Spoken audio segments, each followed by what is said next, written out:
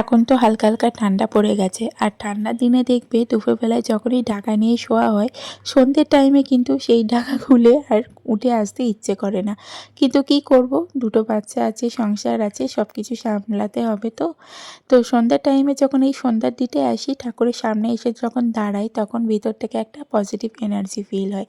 সন্ধ্যা যেহেতু হয়েই গেছে, আর সন্ধ্যা হয়ে যাওয়া মানেই একটু হালকা ফুলকা খেতে ইচ্ছে করে গরম গরম চায়ের সাথে। তো আজকে বলেছিলাম বরকে যে তুমি কিন্তু আজকে আমাদের পাড়ার দোকানে যে চপের দোকানটা আছে, সেখানে রিসেন্টলি হলো বিউলির ডালে বড়া ভাজছে। তো ৫-৬ বার গিয়েও কিন্তু সেই ডালের বড়াটা পাওয়া যায়নি। আজকে বরকে বলেছিলাম আজকে কিন্তু এই ডালের বড়াটা আমাকে খাওয়াতেই হবে। তো ও ফার্স্টে গেছিলো, তখন ভাজেনি। সেকেন্ড বার আবার যখন গেল, তখন ও কিন্তু ভাজিয়ে নিয়ে এসেছিলো। আর গরম গরম চায়ের সাথে বিউলির ডালের বড়া বেশ ভালোই লাগলো খেতে। আর যেহেতু ছুটির দিন, বর বাড়িতে আছে, তো সেই জন্য ভাবলাম আজকে ডিনারটা চাউমিন দিয়ে করব।